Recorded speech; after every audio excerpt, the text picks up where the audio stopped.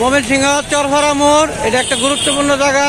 এখানে সকল নিরাপত্তা দেওয়ার জন্য ট্রাফিক বিভাগের ট্রাফিক পুলিশ সর্বদাই কাজ করছে।